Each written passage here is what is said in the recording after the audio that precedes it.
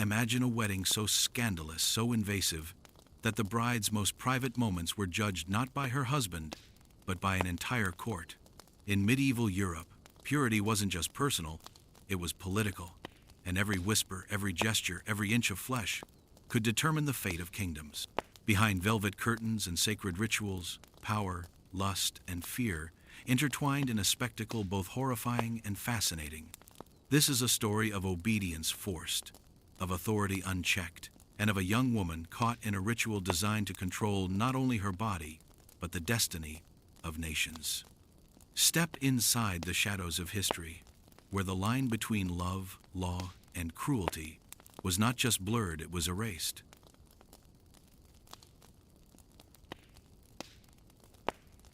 In 1524, inside a glittering French court that reeked of incense and ego, a royal wedding was about to become a public crime scene of dignity. The bride was 17, the groom a prince, and every noble in Europe had come to witness what they called a holy union. But before vows or veils, the young bride had to prove something far more important than love her purity before the entire court. Because in the 16th century, a noble woman's body was political property. Virginity wasn't a virtue, it was evidence, and evidence demanded inspection. The church sanctified it, physicians verified it, and men with titles turned it into entertainment. What followed became the most humiliating wedding in recorded history, a ritual so obscene it made torture look dignified. Historians still debate which dynasty invented the practice, but by the early 1500s, every throne from Paris to Madrid had perfected it. A princess's body was an insurance policy for peace treaties. One rumor of defect could cancel alliances worth entire kingdoms. So rulers staged public confirmations of chastity, ceremonies wrapped in gold cloth and moral panic. That summer, France's heir, the Dauphin, was to marry a Savoyard princess whose education included Latin, etiquette, and terror. She'd been raised to kneel, smile, and obey. Now she was about to discover that obedience was her dowry. When the royal physicians arrived, escorted by bishops, matrons, and half the gossip network of Europe, the hall fell silent. What they called verification was really theater, a performance of power disguised as piety. Chroniclers, desperate to flatter the crown, wrote the phrase, "Her virtue was confirmed before witnesses." Translated, a terrified teenager was humiliated under the supervision of men who considered themselves civilized. The court applauded. The priests blessed the result. Musicians struck up hymns of thanksgiving. And the bride, now certified, was led to her gilded cage of a marriage. Within weeks, rumors spread faster than plague. Italian envoys mocked France's holy indecency. Spanish diplomats wrote home about a spectacle unfit for beasts. Instead of uniting empires, the event became Europe's favorite scandal, a grotesque reminder that purity had become performance art. To us, it sounds medieval madness, but to 16th century rulers, a woman's virginity was state security. If the bride wasn't intact, heirs could be challenged, bloodlines invalidated, wars reignited. Her body was literally the border between peace and chaos, and men defended that border with theology, bureaucracy, and surgical arrogance. No one recorded her words. History remembers her jewels, her dowry, her crest, but not her voice. She exists only as an object described by others. That absence is the evidence, the silence of the person most harmed. The chroniclers wrote pages on the feast that followed, but none on the tears that must have preceded it. Centuries later, moralists would rename these ordeals proofs of chastity, dressing barbarity in Latin. But stripped of ceremony, they were simply punishments for being born female, in a hierarchy terrified of women's autonomy. Every candlelit hall that hosted one became a monument to fear, fear of scandal, of illegitimacy, of losing control.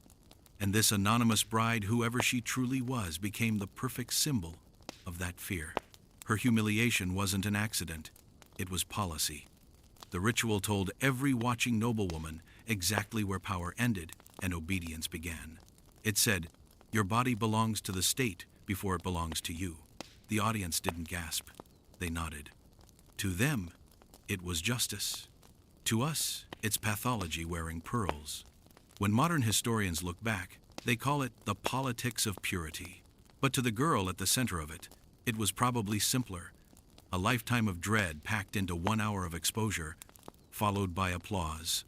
The wedding feast that night glittered with music, jewels, and laughter, while the bride sat silent beside a husband she barely knew, Europe's newest alliance, signed in flesh. That was the true marriage ceremony of the 16th century. Not the vows at the altar, but the inspection beforehand.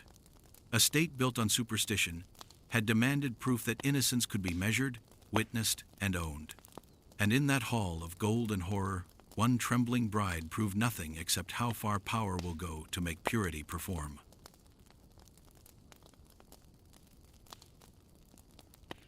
In the glittering halls of medieval Europe, virginity wasn't just moral, it was political currency. Behind every royal wedding veil lurked a ledger of alliances, dowries, and bloodlines, all balanced precariously on a woman's chastity. Forget romance. Purity was policy, and one misplaced rumor could unravel an empire faster than any army. The church, of course, turned this obsession into gospel. From pulpits across Europe, priests thundered about the sanctity of untouched flesh, painting chastity as divine proof of worth. The Virgin Mary wasn't just a symbol of faith, she was a state-sponsored ideal, weaponized to keep noble daughters compliant. To be pure was to be valuable. To be spoiled was to be expendable. Every aristocratic father knew this, and every daughter paid the price.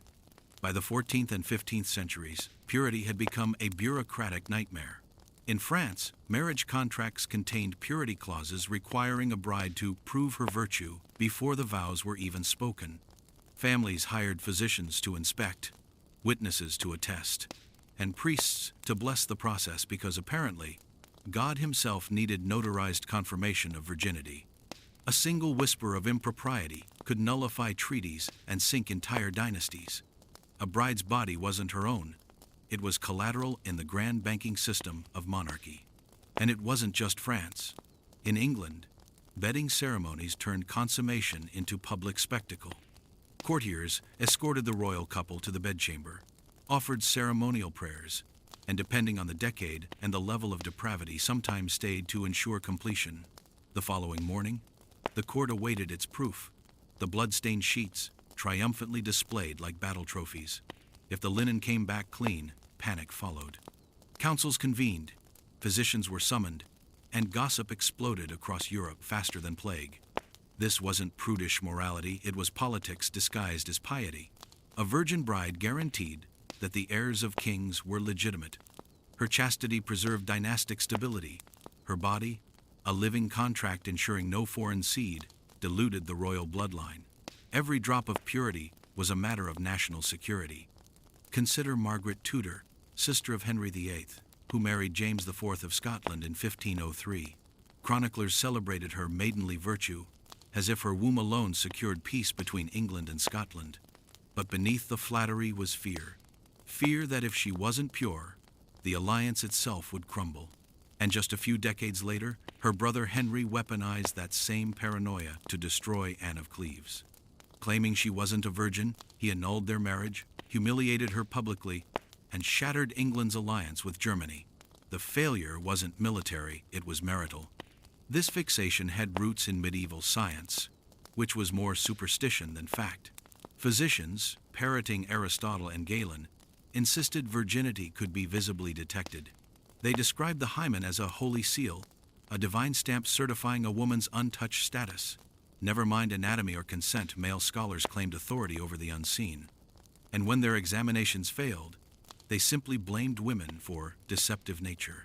In Spain, the case of Beatriz de Bobadilla in 1497 became infamous. Accused of being spoiled before marriage, her rivals demanded an examination. Doctors, likely terrified of contradicting powerful men, declared her impure. The verdict ended her betrothal, ruined her name, and drove her from court. Her reputation died not from sin, but from science pretending to be holy. That's how virginity became both moral theater and political insurance. Monarchs and bishops dressed it up as righteousness, but beneath the silk in scripture was raw control. Each ritual, each examination, each humiliating proof of purity was a performance staged to reassure men that power remained firmly in their hands. And yet the hypocrisy was staggering. Kings filled their palaces with mistresses, while demanding their brides arrive untouched. The church thundered about purity, while quietly forgiving any noble who paid enough gold. It wasn't about holiness, it was about ownership. So when you hear of the medieval obsession with virginity, remember, it wasn't faith that made men guard it so fiercely. It was fear. Fear of betrayal, fear of illegitimacy, fear that the women they married might hold even a shred of independence. Virginity wasn't a virtue, it was a cage lined with parchment, scripture, and politics. And for centuries, it was the only thing standing between a woman's crown and her ruin.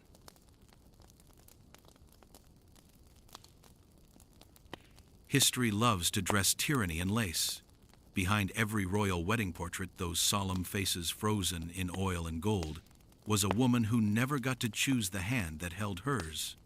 Our bride, the one soon to face the most humiliating ceremony in recorded history, was no different. She wasn't chosen for love, virtue, or charm. She was chosen because her family name fit neatly into a treaty. She was a chess piece, moved across Europe's blood-stained board, a symbol of unity between two nations that hated each other almost as much as they needed each other. The year was 1381, in the decaying heart of medieval France. The 100 Years' War had left kings bankrupt and nobles desperate. Peace, it seemed, could only be brokered through the body of a young woman. And so, a princess barely 16, raised on etiquette, prayer, and the quiet terror of duty, was offered as a sacrifice in silk.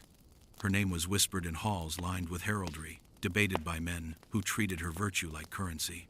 To them, she wasn't a person. She was a peace treaty with a pulse.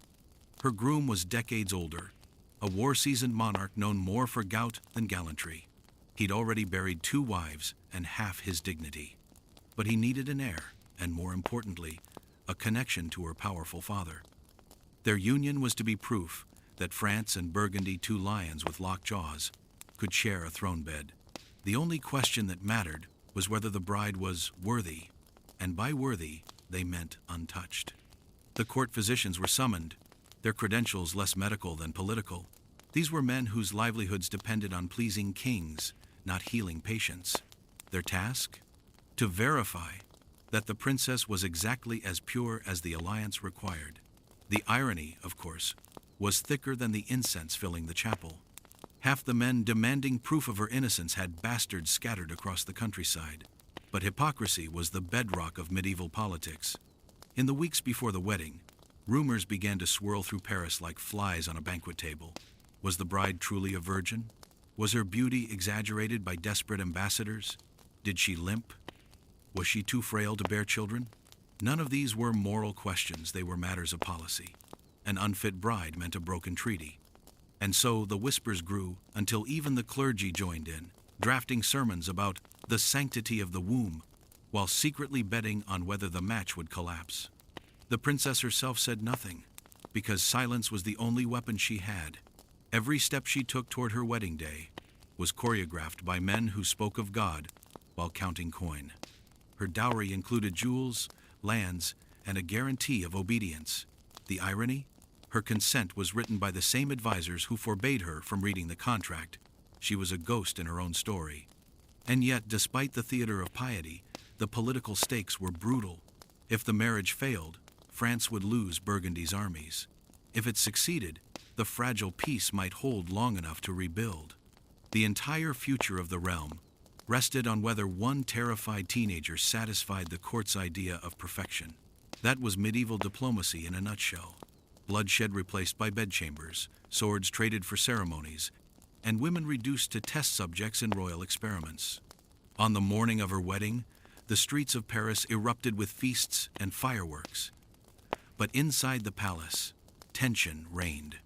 The groom's advisors demanded that the examination be conducted before the vows to avoid, as one document put it, the scandal of a barren bed.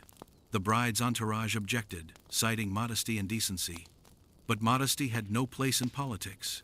The inspection would go forward, witnessed by physicians, priests, and nobles alike. A royal audience for the violation of privacy, all in the name of diplomacy. And so the stage was set. A court of 100 dignitaries prepared to judge one girl's virtue like farmers inspecting livestock. The most humiliating wedding in history wasn't a fluke, it was policy, written into the DNA of medieval power. To the men in brocade and velvet, this was duty. To the trembling bride, it was damnation wrapped in silk. She wasn't walking toward marriage. She was walking into a spectacle that would echo through centuries as the moment purity became politics, and politics became theater.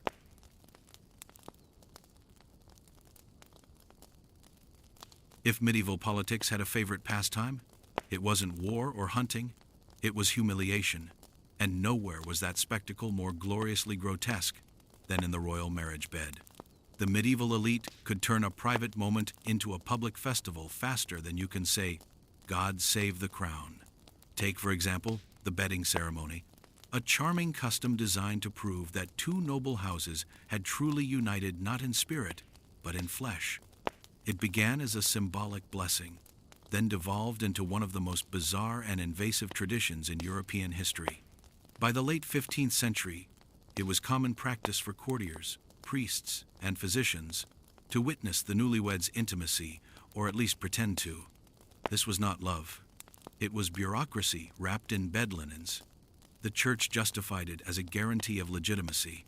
After all, if a queen bore a child who might one day inherit the throne, the realm needed proof that the child was truly royal. In an era obsessed with lineage, fertility was policy, and nothing was left to faith. A monarch's wedding night became a matter of state. Chroniclers described entire courts waiting outside the royal chamber, ready to record the details like accountants of morality. In 1423, for instance, when Margaret of Anjou married Henry VI of England, witnesses followed the newlyweds to their chamber. Priests chanted blessings while attendants undressed the couple, undressed them to the sound of hymns.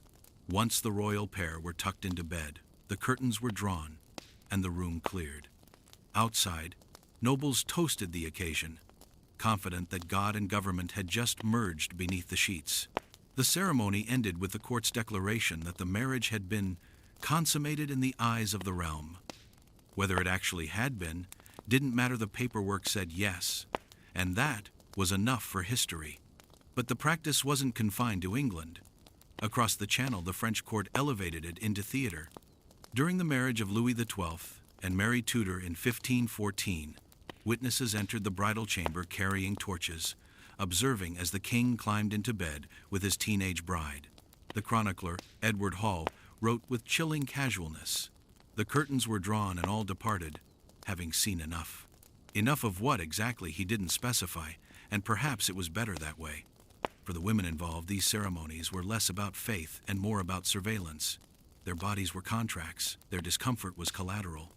A blushing bride wasn't shy, she was evidence being processed. And heaven helped the queen who didn't produce heirs fast enough. When Anne of Austria struggled to conceive with Louis XIII, the French clergy debated whether their marriage had been properly joined. A doctor was dispatched to inspect the royal bedding, as though a failed pregnancy were a clerical error. Even the king's masculinity came under suspicion, proving that no one, not even royalty, escaped the microscope of medieval morality. It's tempting to dismiss all this as distant barbarism, but the obsession with policing women's purity never really vanished. The ceremony of shame simply changed costumes. In the 18th century, courts replaced beds with doctors' tables. In the 19th, it was medical virginity exams performed under the guise of science. In the 20th, the language softened to tests of chastity, but the purpose remained identical: to prove that a woman's worth could still be certified by others. In medieval chronicles, these rituals were described with reverence. Today, they read like horror. The same historians who condemned heresy and blasphemy wrote with near ecstatic detail about the bedding of queens. They recorded what she wore, who watched, what hymns were sung, everything except what she thought. That silence, more than anything, is the legacy of these ceremonies. It tells us what medieval society truly valued: not love, not faith, not even peace, but control. So when a chronicler calls a wedding magnificent, remember what that meant. Trumpets, jewels, blessings, and a crowd gathered outside the royal bed. waiting for the kingdom's future to begin with the pull of a curtain. The ceremony wasn't just about proving purity. It was about reminding every subject, every noble, and every woman exactly who owned that purity.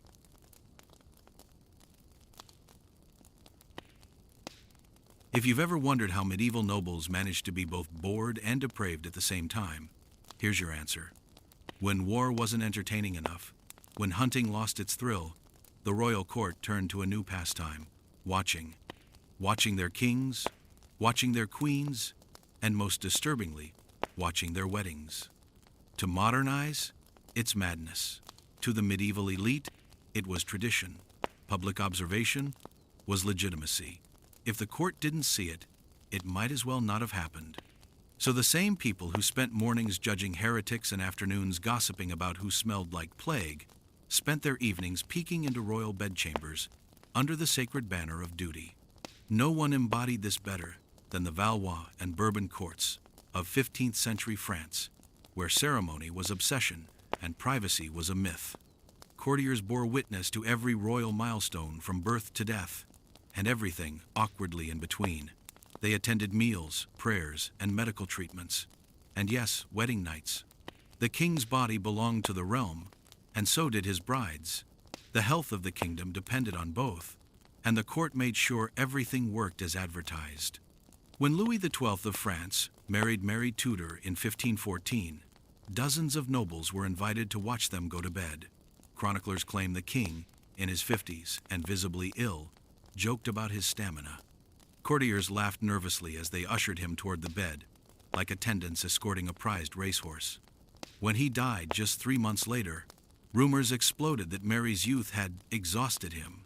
The court that once cheered his virility now whispered about his weakness. No humiliation was too sacred for gossip. In England, voyeurism became policy. The Tudor court thrived on scandal, and no one weaponized it better than Henry VIII. When doubts arose about Catherine of Aragon's virginity after her first marriage, the court staged interrogations that bordered on theater. Nobles and clerics debated what consummation truly meant, as if it were a theological riddle.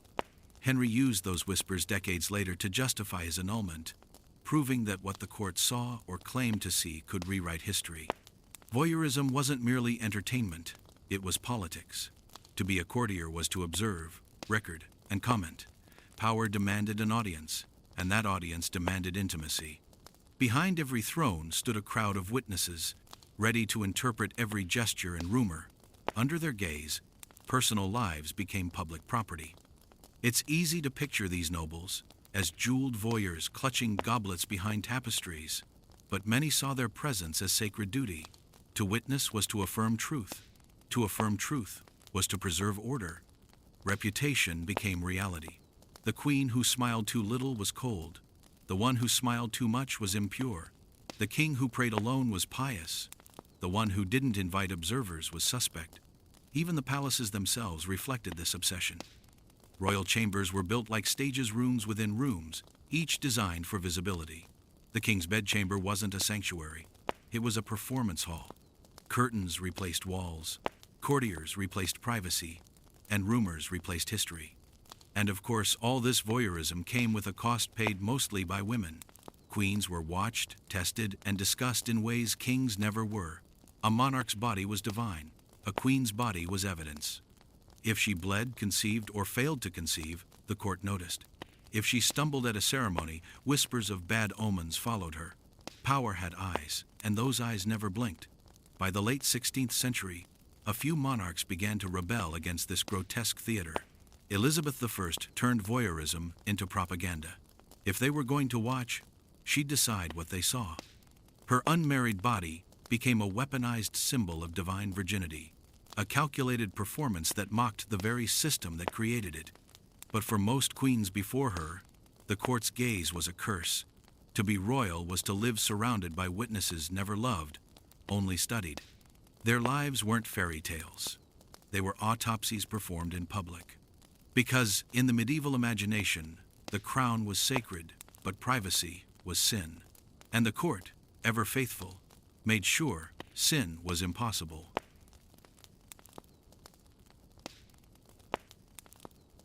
If there was one institution that could turn humiliation into holiness. It was the medieval church. By the 14th and 15th centuries, the clergy had perfected the art of sanctifying shame. Every royal wedding, no matter how political or personal, was wrapped in layers of divine theater. Purity wasn't just a virtue, it was a performance endorsed by heaven itself. And behind that theater stood the church, smiling benevolently, holding a Bible in one hand and a ledger in the other. To understand why the church blessed some of the most humiliating rituals in history, you have to understand what purity meant and how profitable it was. In a world where politics and religion were conjoined twins, a virgin bride wasn't merely a woman, she was divine property. Her untouched body symbolized God's favor, her obedience His will. If she failed to appear pure, the entire union risked being tainted politically, morally, and spiritually. It was the clergy who built the theology that made this obsession possible.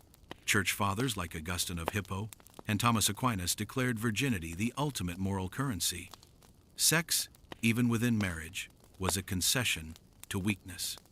Virginity, by contrast, was perfection, the closest mortals could come to angelic purity. Conveniently, that teaching handed the church enormous power. Only priests could declare a marriage valid, and only priests could determine whether purity had been preserved. By the 15th century, the Catholic Church had woven virginity into royal politics. Papal envoys and bishops were dispatched to verify the chastity of noble brides. Religious rhetoric cloaked every inspection, turning invasive scrutiny into divine duty. The priest became both moral judge and political referee, a man who could bless an alliance or destroy it with a single accusation. One infamous case came in 1486, when Anne of Brittany was betrothed to Maximilian I, the Holy Roman Emperor. The couple never met, yet Anne's chastity became a European concern. When France later forced her to marry Charles VIII, priests publicly declared her pure and untainted. That ritual wasn't for heaven's sake, it was propaganda. Her virtue, notarized by clergy, legitimized France's annexation of Brittany. The church understood spectacle. A wedding wasn't just a union, it was propaganda wrapped in incense. Priests officiated like stage directors, reciting Latin blessings while courtiers and commoners alike watched in awe. The bride's silence, her downcast eyes, her folded hands, all were part of the choreography. Modesty wasn't a virtue, it was a script. And while the church condemned lust from the pulpit, it never forgot to monetize it. Weddings were lucrative. Every papal dispensation, annulment, and ceremonial blessing came with a fee. Purity, it turned out, was divine business, a way to sell morality by the ounce. The obsession didn't stop at queens. Ordinary women lived under the same moral microscope. Theologians called women's bodies gateways of sin, their purity a fragile defense against corruption. Even nuns weren't exempt. Monastic chronicles recorded countless tests of sanctity, invasive, humiliating, and cloaked in religious devotion. If a woman failed to appear chaste in behavior, rumor, or appearance, her reputation, and sometimes her life, could be destroyed. For the clergy, purity became both obsession and weapon. It allowed them to regulate women's bodies while preaching divine authority. They could invalidate marriages, legitimize kings, or condemn queens, all in God's name. When the church declared a bride pure, it wasn't theology, it was politics in robes. When it condemned a queen, it wasn't morality, it was control. And yet the hypocrisy was breathtaking. Popes fathered children, bishops kept mistresses, and priests who thundered about chastity routinely broke their vows. The higher the sermon, the lower the practice. But no one dared question them, because questioning meant risking your soul. In the end, divine blessing and public humiliation became indistinguishable. The church didn't just bless marriages, it choreographed them, branded them, and profited from them. A bride's virtue was the ticket price, and everyone from pope to peasant had a front row seat. Because in medieval Europe, purity wasn't holiness. It was politics baptized in holy water, and the church made sure everyone said amen.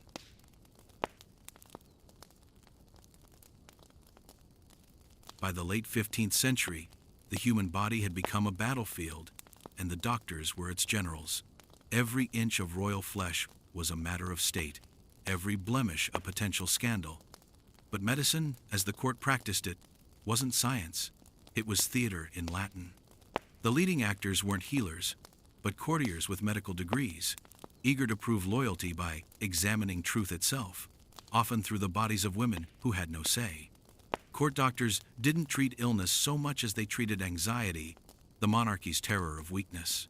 A fainting spell, a pale complexion, a missed period, each could spark a political crisis. Physicians were summoned not to heal the body, but to diagnose the stability of the throne. Was the king virile? Was the queen fertile? Was the heir legitimate? These weren't medical questions. They were existential ones. Nowhere was this clearer than in France under Charles VIII and Louis XII. Their physicians, trained at the University of Paris, called themselves men of science, yet their methods looked more like gossip with anatomy props. They mixed astrology with alchemy, scripture with superstition, and called it medicine. Their examinations were performances where anatomy served politics. When a queen failed to conceive, a doctor's report could destroy alliances, rewrite treaties, even justify wars. The royal physician wasn't a servant, but a gatekeeper of truth. To examine the queen was to interpret the will of God, or at least the will of the king. These men held terrifying power. They could declare a woman sound or unfit, pure or corrupted, with the authority of both science and scripture behind them. And like all power in medieval courts, that authority was bought, traded, and performed before an audience. Take Margaret of Austria in 1497. Betrothed to Spain's Prince Juan, she was examined by physicians to confirm her fitness to bear heirs. The verdict? Favorable, meaning politically convenient. When Juan died months later, whispers claimed her body had drained his vitality. The same doctors who praised her purity now hinted at hidden flaws. In this theater of flesh, women could never win, and the doctors weren't alone. Bishops, ambassadors, and nobles often stood by as witnesses. Their presence ensured transparency, though it really ensured humiliation. Every diagnosis was propaganda in parchment form. A queen's health, a princess's chastity, a royal couple's intimacy, all reduced to paperwork, stamped with royal seals and ecclesiastical approval. Medicine was supposed to heal, but in palaces, it became surveillance. The physician's quill was as sharp as any sword. One report could preserve a dynasty, another could doom it. And since most doctors were financed by noble patrons, their findings conveniently aligned with whoever paid them. Truth, like purity, had a price tag. By the 16th century, some courts even appointed medical witnesses to royal marriages. These men, often more political than medical, were tasked with confirming a bride's readiness and a groom's ability. Science became ritual. Ritual became control. And while the church blessed the unions, it was the doctors who notarized them. Universities reinforced this obsession. In Padua, Montpellier, and Paris, students learned not to cure, but to classify. Women's bodies were dissected in theory, never in empathy. The female form was treated as a divine riddle, a puzzle meant to test man's intellect and confirm his authority. Doctors wrote volumes on chastity, menstruation, and fertility, yet few had ever spoken to a woman outside confession. By the dawn of the Renaissance, the court physician had evolved into a hybrid creature, half scientist, half spy. He read pulses the way ambassadors read treaties. Every symptom was evidence, every diagnosis a declaration of loyalty. His stethoscope, if he'd had one, would have been shaped like a crown. In the gilded halls of Europe, medicine lost its soul. The pursuit of knowledge gave way to the preservation of power. Doctors claimed to serve health, but what they truly served was hierarchy, the politics of flesh, wrapped in white linen and sanctified by gold. Because in royal courts, even science bowed before the throne, and the human body, especially the queen's, was never her own.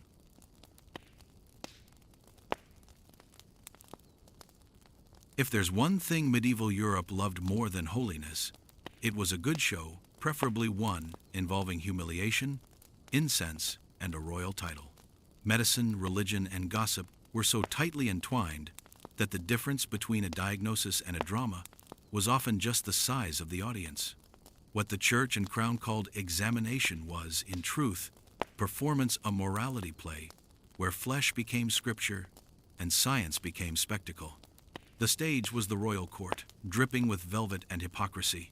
Physicians, bishops, and noblemen gathered like judges in some divine tribunal, quills ready to record history's most intimate absurdities. The justification was always noble: the health of the monarchy, the sanctity of marriage, the purity of the realm. But the reality was voyeurism in formal robes. The same hands that turned the pages of Scripture also turned public curiosity into state ritual. The idea that a woman's body could symbolize the stability of a kingdom made these medical inspections irresistible to both church and state. They weren't confirming fertility, they were confirming legitimacy, as if the womb itself were a royal charter. And because legitimacy demanded witnesses, the private chamber became a stage, and the woman queen, duchess, or unfortunate bride became unwilling theater. Records from the 15th and 16th centuries are full of these grotesque ceremonies. When doubts surrounded a royal marriage, doctors were summoned to verify its completion. The language was medical, the intent was political. In 1499, when Louis XII sought to annul his marriage to Joan of France, physicians testified she was unfit for conjugal life. Joan, a pious and deformed woman, was humiliated publicly in what should have been a sacred matter. The examination became courtroom theater, one that ended with her discarded, while the doctors left richer and more respected. Across Europe, the same script repeated. In Spain, the Habsburgs turned medicine into diplomacy. When Princess Juana of Portugal married Prince John, physicians and bishops documented the royal couple's compatibility in chilling detail. Their reports circulated among ambassadors, who interpreted anatomy like political scripture. In England, Henry VIII's court industrialized humiliation, with theologians and doctors performing intellectual gymnastics to decide whether Catherine of Aragon's first marriage had been consummated. Every argument disguised as theology was, at its core, theater, the kind that decided the fate of queens. Even commoners were dragged into the spectacle. Public dissections, first introduced in Italian universities, were billed as educational but sold as entertainment. Students and nobles crowded the halls of Bologna and Padua to watch men in black robes slice open corpses under candlelight, narrating their findings like priests reciting scripture. The audience gasped, professors pontificated, and somewhere beneath it all, human dignity quietly bled away. The line between science and showmanship disappeared, leaving medicine as little more than organized voyeurism. Royal courts borrowed that same format, except their subjects were alive. A queen's fertility, a duchess's virginity, a bride's fitness, all paraded beneath chandeliers and crucifixes. The church offered blessings, physicians Latin jargon, and courtiers applause. The justification was simple: God sees all. Conveniently, so did everyone else. This was not ignorance, it was design. Public scrutiny reinforced authority. The more people watched, the more power the watchers gained. Monarchs and priests alike understood that humiliation could be molded into proof of divine order. If a queen endured inspection with grace, she embodied obedience. If she resisted, she embodied sin. Either way, the system won. And it worked. These rituals gave legitimacy to monarchies, credibility to physicians, and revenue to the church. To challenge them was to question God, science, and the crown all at once, a trinity of control few dared to oppose. By the dawn of the Renaissance, the line between healer and herald was gone. Doctors announced their findings in letters read aloud to courts, turning private bodies into public archives. The more sacred the body, the greater the audience. What had once been an act of medicine had become a ceremony of dominance, dressed in the language of reason. In the end, it wasn't medicine that evolved, it was spectacle. The scalpel became a scepter, the examination a sermon, and humiliation a kind of ritual purification. The church called it sanctity. The doctors called it science. The court called it order. But history remembers it for what it truly was: a public spectacle disguised as medicine, and everyone, it seemed, wanted a front row seat.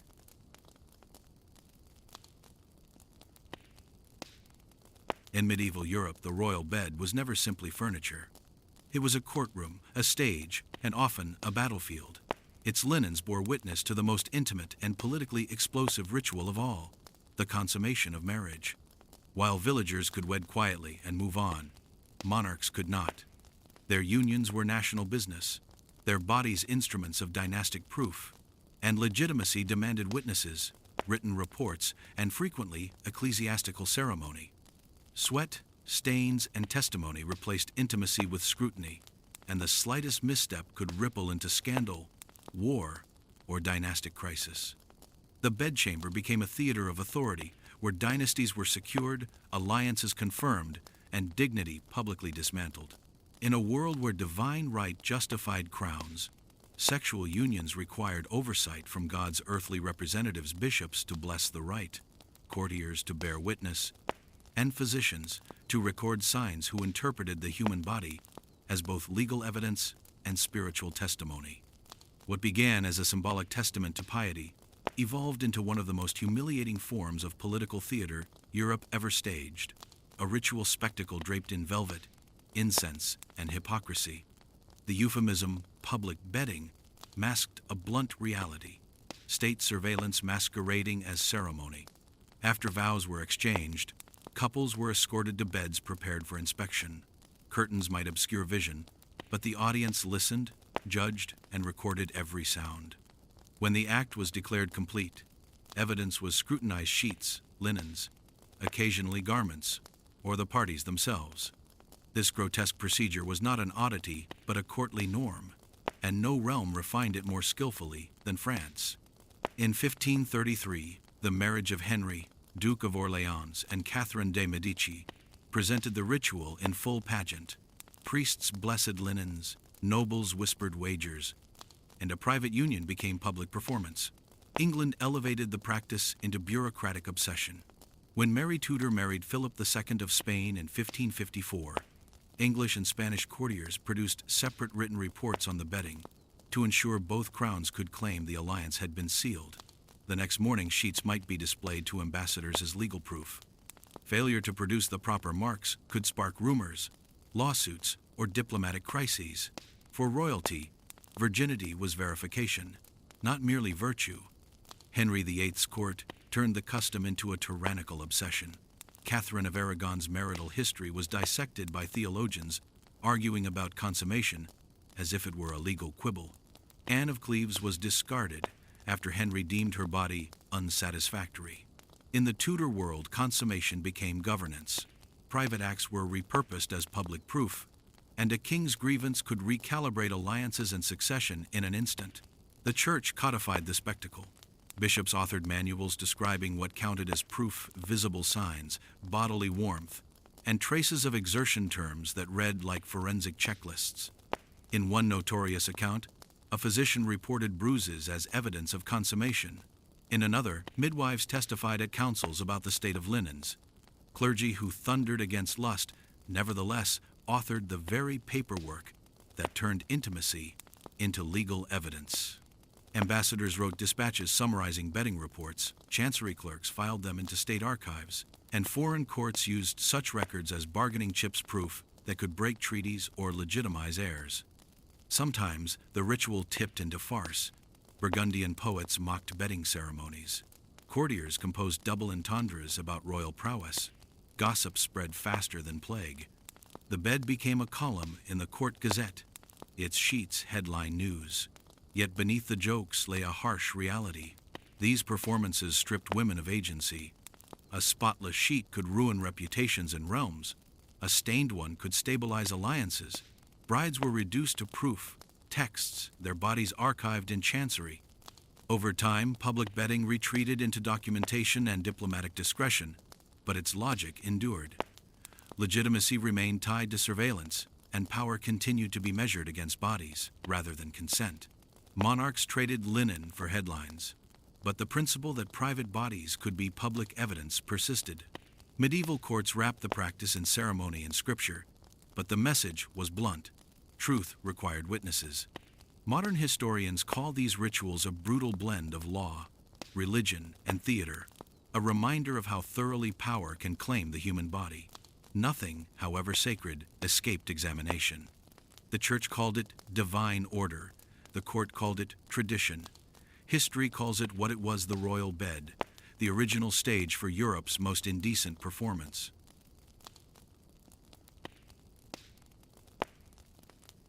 In medieval Europe, virginity was not merely a personal trait. It was a political instrument, a religious symbol, and often a ticket to power. The stakes were enormous.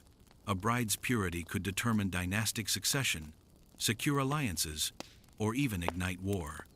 It is no wonder, then, that the obsession with verifying virginity led to a series of grotesque and, at times, catastrophic errors.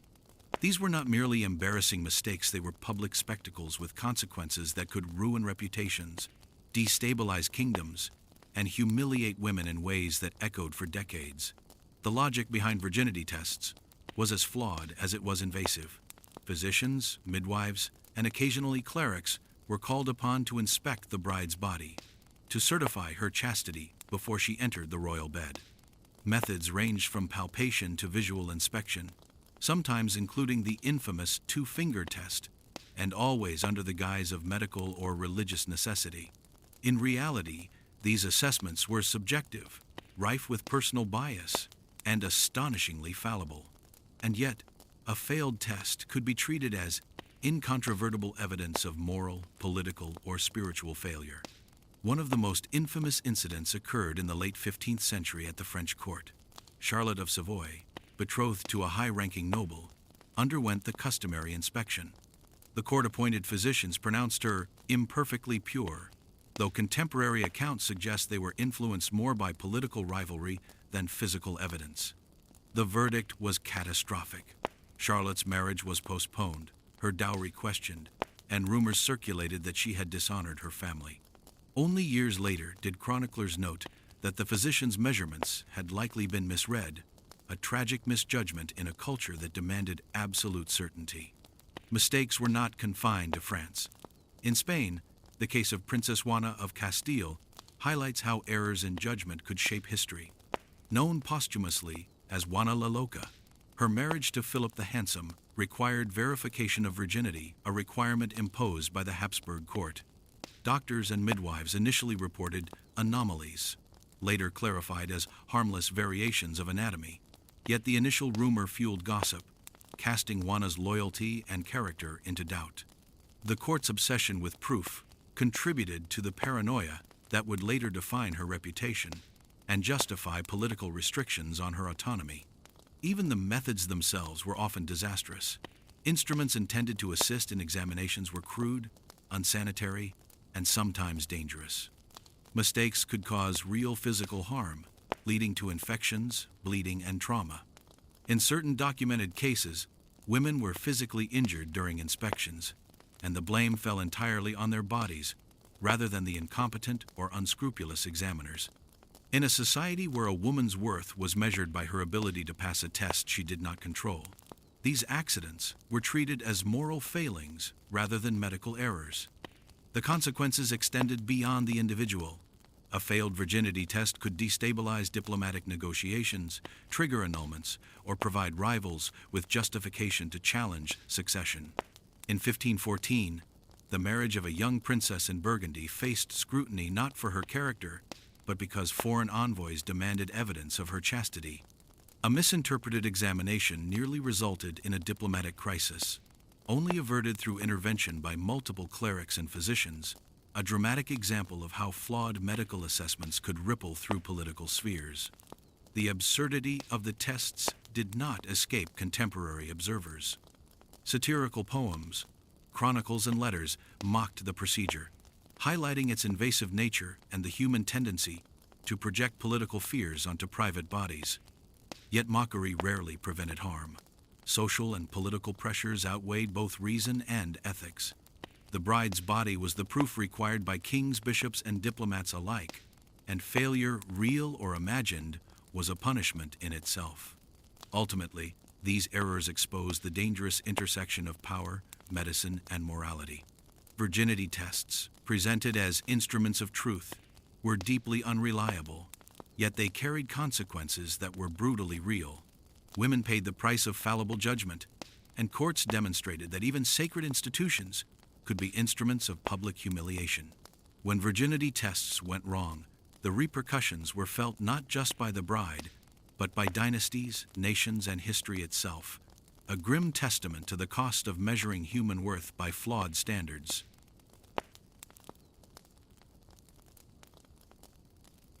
By the late medieval period, Europe had amassed a curious paradox, an obsession with knowledge about the human body, paired with a staggering inability to understand it. What courtiers, doctors, and clergy proudly called science was often ignorance masquerading as expertise, sanctioned by authority and cloaked in Latin, ritual, and spectacle. In the context of royal marriages, this ignorance was particularly destructive, for the stakes were nothing less than dynastic legitimacy, political alliances, and the social order itself.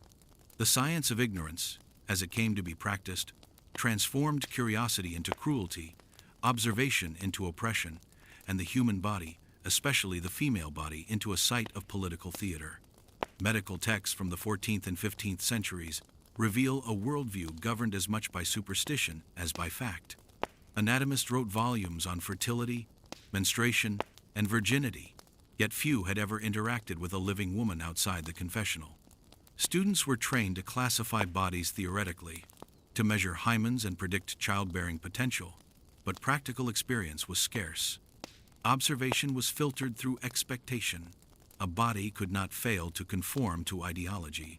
If the evidence conflicted with doctrine, the error was blamed on the body, not the observer.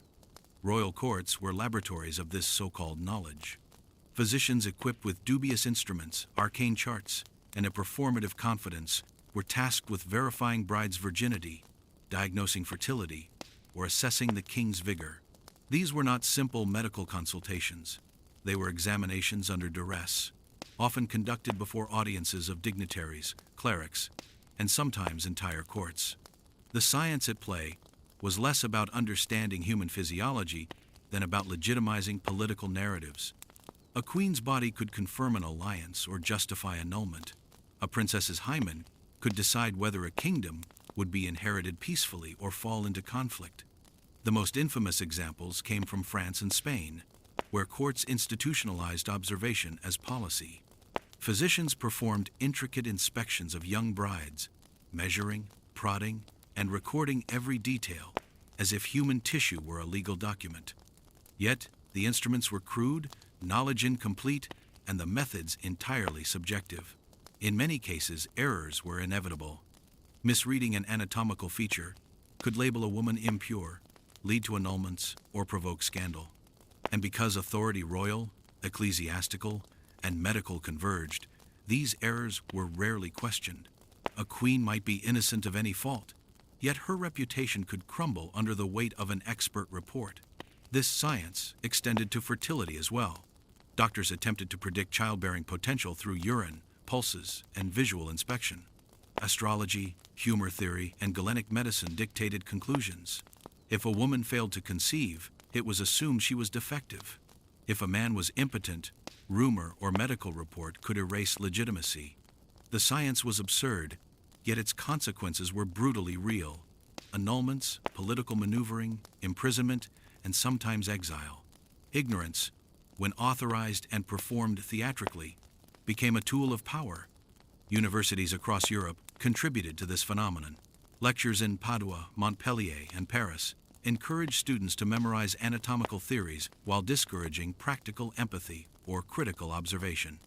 The female body became an abstraction, a puzzle of sin, biology, and morality. Texts rationalized invasive examinations as necessary to preserve dynasties, but they were nothing more than codified ignorance dressed as knowledge. Students left halls of learning convinced they understood the body, yet most conclusions were guesses justified by authority. Even the church embraced this science. Clerics provided moral frameworks that intersected with medical speculation, turning flawed assessments into theological judgments. A misinterpreted hymen or missed menstruation became evidence of sin, validated by both scripture and physicians' notes. The convergence of religion, politics, and medicine amplified error, producing an apparatus of humiliation that treated conjecture as truth. By the Renaissance, some methods evolved, but the logic of authority remained.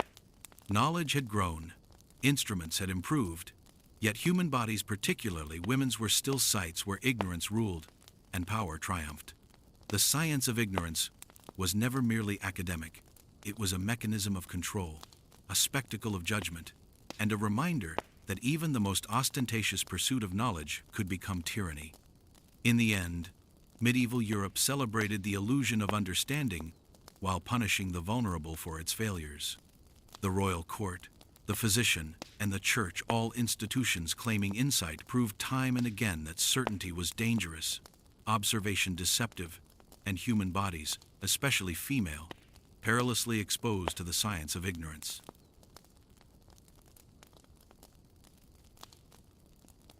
By the 16th century, the grotesque rituals surrounding royal brides had spread far beyond France, England, and Spain, becoming a template for courts across Europe. What began as an obsession of a few monarchs had evolved into a predictable spectacle: the examination of virginity, the policing of modesty, and the transformation of intimacy into political theater. This was no longer confined to a single kingdom or dynasty. It had become a pan-European phenomenon, a social contagion that blended power, paranoia, and performance. The humiliation ritual, once rare and scandalous, became a normalized instrument of authority, sanctioned by custom, medicine, and church. The mechanisms of dissemination were surprisingly efficient. Ambassadors carried reports of royal ceremonies to their courts. Chroniclers documented the rituals for posterity. Physicians, trained in the same universities, carried standardized methods of inspection. In Venice, the court of the Doge borrowed from French precedents, insisting on witnesses to marriages and public examinations of prospective brides' virtue. Italian city-states, keen on maintaining alliances and controlling succession, incorporated the spectacle as part of their own elaborate civic rituals. Every performance reinforced the belief that a woman's body was evidence and a stage, her dignity subordinate to the state. The Habsburgs turned the ritual into a highly bureaucratic affair. Marriages arranged for diplomacy often involved multiple examinations, performed not just by physicians, but also by theologians and noble representatives. Reports were written, copied, and filed like legal documents. They were circulated to foreign courts and consulted before treaties were finalized. Virginity became codified into policy, and any deviation, real or imagined, could trigger scandal, annulment, or international tension. In such a world, the bride was never merely a person. She was an instrument, a symbol, and sometimes a pawn in literal wars of legitimacy. The psychological toll on these women cannot be overstated. From Paris to Prague, brides were stripped of agency and autonomy under the guise of propriety. The examination rituals, performed under supervision of medical, religious, and political authorities, transformed the bedroom into a stage of intimidation. Public pressure reinforced private fear. The bride's compliance was interpreted as proof of virtue. Resistance was evidence of sin. Even the most discreet woman could not escape the gaze of a court, determined to witness what was, in reality, no one else's business. In England, the Tudor obsession intensified the spectacle. The annulment of Henry VIII's marriages, Catherine of Aragon, Anne of Cleves, was facilitated through a combination of voyeuristic examinations, doctored testimonies, and scholarly opinion. Henry's court industrialized humiliation, making virginity tests, fertility evaluations, and intimate scrutiny not just ritual, but legal and political necessity. Courtiers learned quickly. Participation ensured favor. Objection could mean disgrace or exile. Observation became both entertainment and instrument of control. In Eastern Europe, similar patterns emerged. Polish and Bohemian courts adopted variants of the ritual, using it to assert dynastic legitimacy and ensure obedience to monarchs. The lessons traveled through marriages, treaties, and alliances. Physicians and clerics educated in one kingdom carried the same methods to others, enforcing uniformity in humiliation across borders. The act of witnessing, once a single courtly indulgence, had become a continent-wide expectation. Even ordinary women were affected indirectly. Nobility across Europe emulated court practices, enforcing virginity and virtue as public obligations. The surveillance extended into daily life. Dowries, reputations, and marriage contracts were shaped by fears of impurity, scandal, and observation. A bride's body was no longer her own. It was a public ledger, her reputation a commodity measured in front of witnesses. By the late 16th century, the humiliation ritual had achieved its zenith. It was embedded in law, custom, and expectation. Across courts from Madrid to Vienna, the performance of purity, the examination of bodies, and the public sanctioning of virtue became normalized. The ritual spread not because it was moral, rational, or just, but because it reinforced hierarchy, spectacle, and control. In the end, the humiliation ritual was more than a ceremony. It was a social technology. It taught obedience, legitimized authority, and converted private intimacy into a public event. And as it spread across Europe, it carried with it a simple, cruel lesson. In the courts of kings, a woman's body was never her own.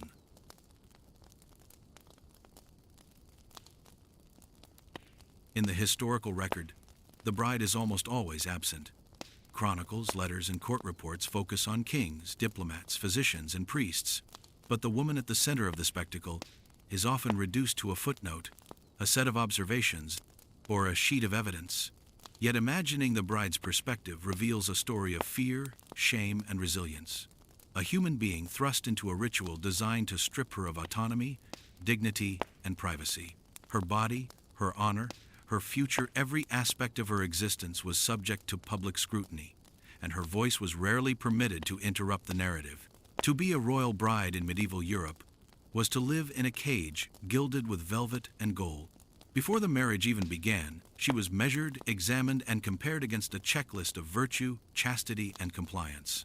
Physicians, clergy, and courtiers approached her like an object to be certified, rather than a person to be loved. Every movement she made was interpreted as evidence of morality. Every hesitation or blush risked condemnation. The bride's world was one of constant observation, where even silence could be weaponized against her. Imagine the anxiety, walking into a chapel, knowing that the eyes of nobles and bishops were assessing not only her behavior, but also her future fertility and political utility. Even the wedding gown, intended to symbolize purity, functioned as armor against scrutiny. Her modesty, ritualized, was performance. The way she lowered her eyes, folded her hands, or curtsied could be recorded as proof of virtue or weakness. In many ways, the bride was both spectator and spectacle, a participant in a play whose script she did not write.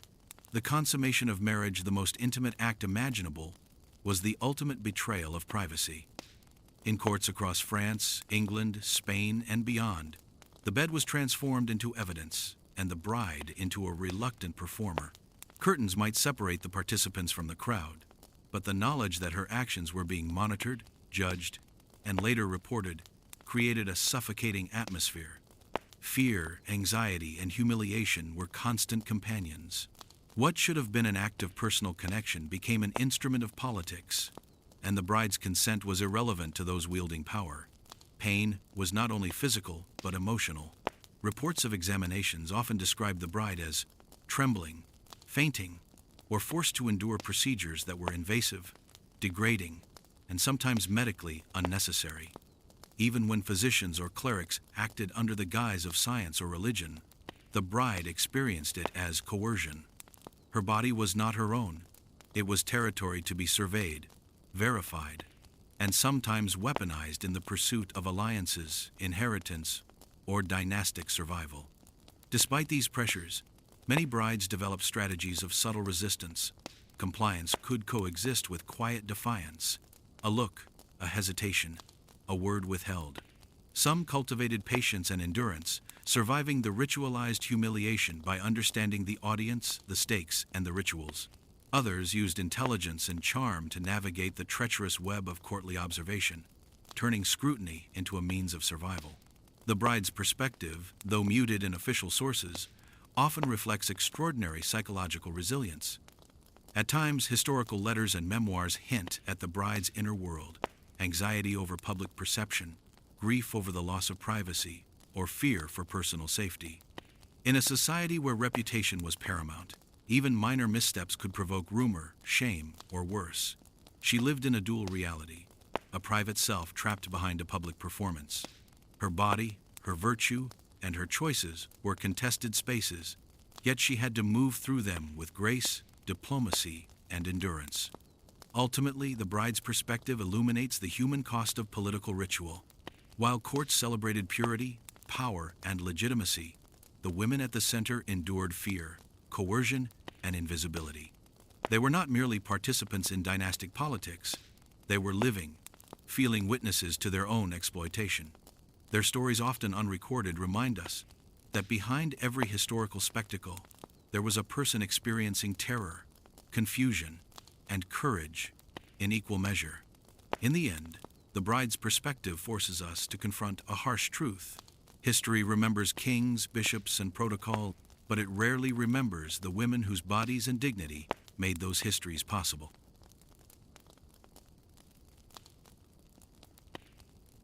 In the courts of medieval and early modern Europe, the royal bedchamber was never quiet for long. Whispers leaked through velvet curtains faster than any official decree. A single rumor, a missing stain, a limp performance, an unconvincing witness could detonate across kingdoms, unraveling alliances and staining reputations more permanently than any ink. Scandal was both entertainment and weapon, and the royal bed was its stage. The public bedding ceremony, once framed as sacred ritual, often spiraled into political farce. Courtiers, servants, and diplomats swarmed around the royal couple like flies around a feast, eager to catch a glimpse or fabricate a detail. They watched, listened, and afterward lied. The slightest ambiguity became proof of disaster. Did the king seem pale afterward? Did the queen blush too deeply? Was the chambermaid seen changing the sheets too quickly? Each observation could spark a wildfire of speculation, and in a world where legitimacy rested on consummation, gossip had the power to make or break monarchs. Few scandals illustrate this better than the case of Henry VIII and Anne of Cleves in 1540. After their wedding, Henry declared that he liked her not, complaining that her body repelled him and that the marriage was never consummated. Within months, the union was annulled on grounds of non-performance. The humiliation was twofold. Anne's virtue became a matter of public debate, while Henry's impotence was whispered across Europe's courts. Behind the polite language of incompatibility lay the ugly truth of royal scandal, the failure of the bed to produce evidence. In France, too, gossip thrived like mold on velvet. When Louis XVI and Marie Antoinette failed to consummate their marriage for 7 years, pamphlets circulated mocking the young king's awkwardness. "The queen sleeps alone," one anonymous writer quipped, "and France waits for heirs." Diplomats fretted, priests offered advice, and physicians penned entire treatises on royal anatomy.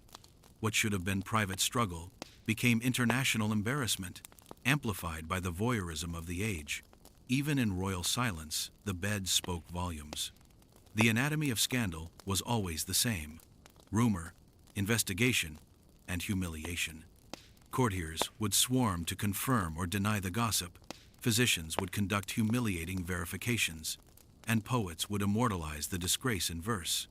Once the story left the bedchamber, it could never be recalled. The sheets, the witnesses, the rumors, all became instruments of propaganda. Enemies at court used them to discredit rivals.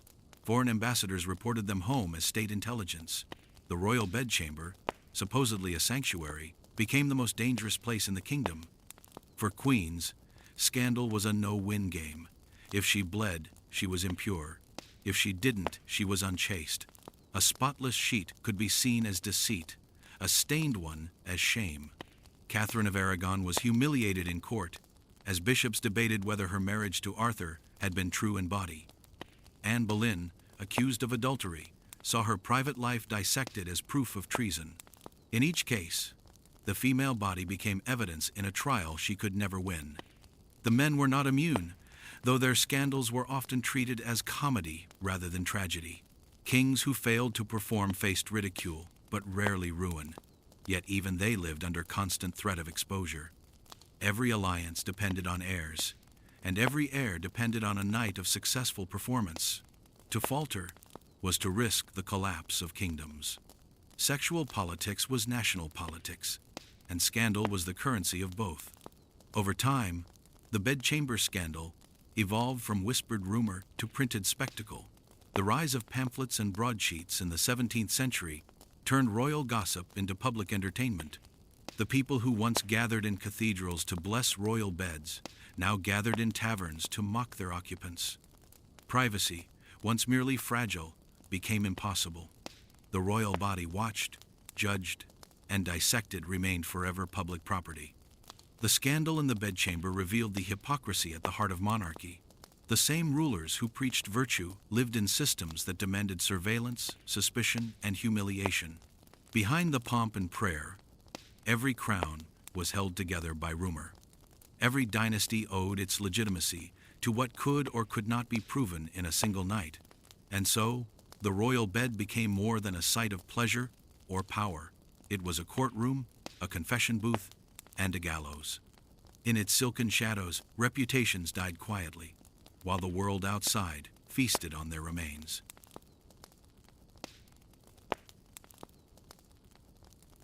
By the late 17th century, Europe's obsession with verifying a bride's virginity, a practice that had dominated courts for centuries, began to crumble under the weight of reason, medical scrutiny, and political necessity. What had once been considered a sacred duty, a performance of morality and legitimacy, was increasingly recognized as cruel, unreliable, and at times absurd. The ritual of the virgin test had long served monarchs and states. A bride's chastity was seen as evidence of her moral integrity and a guarantee that heirs were legitimate. Yet the methods employed, often invasive, humiliating, and medically dubious, ensured that these examinations frequently failed in both accuracy and decency. Throughout the 15th and 16th centuries, courts across Europe treated virginity as a commodity. Physicians, clergy, and courtiers alike were charged with examining brides, sometimes even before the marriage itself. Observations were recorded, reports circulated, and rumors spread with devastating consequences. Mistakes were common. A natural anatomical variation, menstrual irregularity, or minor wound could be misinterpreted as evidence of sexual activity. Entire dynasties' reputations hinged on the flimsiest observations, leaving young women exposed to scandal, public humiliation, and political manipulation. One misdiagnosis could delay a marriage, endanger alliances, or provoke civil unrest. A striking example occurred in early 16th century Italy, where a young duchess was publicly declared impure by a court physician. Despite her innocence, the verdict halted her marriage and cast suspicion on her honor. Only months later was it confirmed that she had been a virgin all along, but the stigma endured. The court offered no restitution. Her body, politicized and scrutinized, remained a sight of shame. Cases like these, repeated across Europe, slowly undermined confidence in the examinations. Observers began to question the validity of an inspection, whose conclusions were so often arbitrary and harmful. The decline of the virgin test accelerated as medical knowledge advanced and rationalist thought gained influence. Enlightenment scholars and physicians increasingly argued that virginity could not be empirically proven, and that attempts to do so were both futile and ethically indefensible. Scientific discourse challenged centuries of superstition, exposing the ritual for what it was, a tool of control cloaked in the language of morality and faith. Women's private bodies, once instruments of political legitimacy, began to reclaim a measure of autonomy. Political pragmatism also contributed to the ritual's demise. Marriages among royalty and nobility had become instruments of diplomacy, designed to forge alliances rather than simply secure dynastic purity. Monarchs realized that public examinations often created scandal rather than assurance, undermining the very legitimacy they were meant to protect. Private contracts, witnesses' affidavits, and clerical certification increasingly replaced invasive procedures. The royal bed, once a stage for observation, became discreet, and examinations shifted toward verifiable matters such as health and fertility, rather than sexual history. By the 18th century, legal reforms and church decrees formalized the abandonment of virgin inspections. Physicians withdrew from their intrusive role in matrimonial politics, while ecclesiastical authorities emphasized consent, documentation, and discretion. Public spectacle no longer dictated legitimacy. Instead, marriage and inheritance were regulated by evidence and procedure. The body, long politicized, began to regain privacy. Yet the death of the virgin test left a lingering cultural imprint. Social expectations of female chastity persisted, and centuries of surveillance had imprinted deep anxieties and gendered norms that endured well beyond the ritual's formal end. Literature, law, and moral instruction continued to reflect the legacy of control over women's bodies, even as Enlightenment rationality began to prevail. Ultimately, the demise of the virgin test marked a profound societal shift. Authority gradually moved from spectacle and coercion toward reason, discretion, and bureaucratic oversight. The intimate, once a matter of public verification, became increasingly private. For the first time, legitimacy no longer demanded a public performance of purity. The royal bed, though still symbolic, no longer required witnesses to validate virtue, and women's bodies slowly escaped their role as instruments of political evidence. The death of the virgin test was neither dramatic nor immediate. It was quiet, bureaucratic, and incomplete, but it symbolized the end of an era in which chastity was public currency, humiliation masqueraded as holiness, and the intimate was inseparable from statecraft.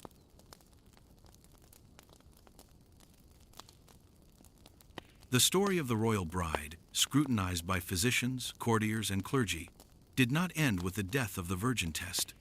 In fact, the practices of the past cast a long shadow over European society, embedding a legacy of control that extended far beyond palaces, courts, and ceremonial beds. For centuries, women's bodies had been politicized, moralized, and surveilled, and the echoes of this scrutiny lingered long after public inspections became obsolete. The legacy of control was subtle, systemic, and in many ways institutionalized, woven into law, social expectation, and the very fabric of European cultural consciousness.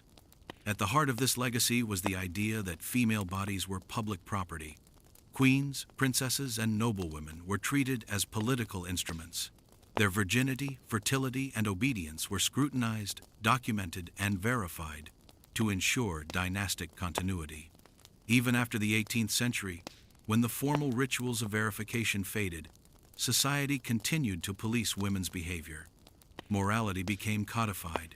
Women were expected to embody virtue, modesty, and decorum at all times, under the watchful eyes of family, community, and state.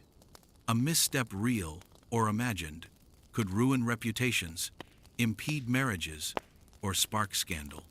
Control had migrated from ceremonial inspection to social surveillance, perpetuated by gossip, literature, and legal structures. The legal system itself bore traces of the old oversight.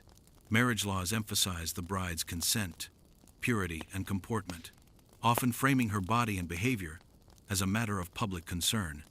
Dowries, contracts, and ecclesiastical approvals all served as mechanisms to regulate women's sexuality and ensure that inheritance and alliances proceeded according to established norms. Even as the courts refrained from invasive examinations, written documentation and witnesses substituted for direct observation, preserving the principle that women's bodies and their supposed virtue were instruments of legitimacy. Education and literature reinforced these norms. Conduct manuals, moral treatises, and popular texts instructed women in the art of obedience, modesty, and self-restraint. The lessons were clear. Autonomy was secondary, and the consequences of deviation were social, economic, and personal ruin. In subtle ways, the surveillance of the past continued to dictate behavior, shaping aspirations, marriages, and reputations for generations. What had been a spectacle of public humiliation became an internalized vigilance, a mental, social, and cultural form of control. The political dimension persisted as well. Monarchs and states continued to view women's reproductive capacity as central to dynastic and national stability. Royal marriages were still calculated for alliances, legitimacy, and inheritance, even if the rituals had changed. Physicians no longer performed invasive inspections, but medical authority, advice, and interventions maintained influence over fertility, pregnancy, and childbirth. The body remained a site of political interest, even in the absence of formal ceremonies. Modern society, in many ways, inherited these legacies. The obsession with female purity, public judgment of private behavior, and policing of women's sexuality, though transformed, can trace a direct line back to these medieval and early modern practices. Social norms, media scrutiny, and cultural expectations continue to impose standards shaped by centuries of surveillance and control. Even as laws and institutions evolved, the echoes of the royal bed, the courtly gaze, and the ecclesiastical oversight remained embedded in the ways societies monitor and define female behavior. Yet the legacy is not only oppressive, it is instructive. By understanding the historical mechanisms of control, modern observers can recognize patterns of surveillance, politicization, and gendered power. The lessons of the past illuminate how power operates, how societal expectations are constructed, and how rituals once framed as divine or necessary can become instruments of domination.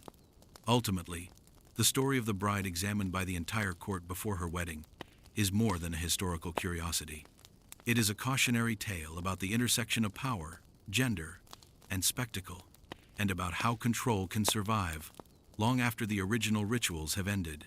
The royal bed may have been dismantled, the virgin tests abolished, and public examinations outlawed, but the principles they embodied, surveillance, judgment, and the politicization of the intimate, endure in subtler, yet no less powerful, forms. The legacy of control is both enduring and pervasive, a reminder that the private has always been public, that authority shapes bodies as well as laws, and that the intimate is often inseparable from power. Europe may have left the courts of humiliation behind, but the echoes of those beds, gowns, and rituals continue to inform the ways society measures, monitors, and commands.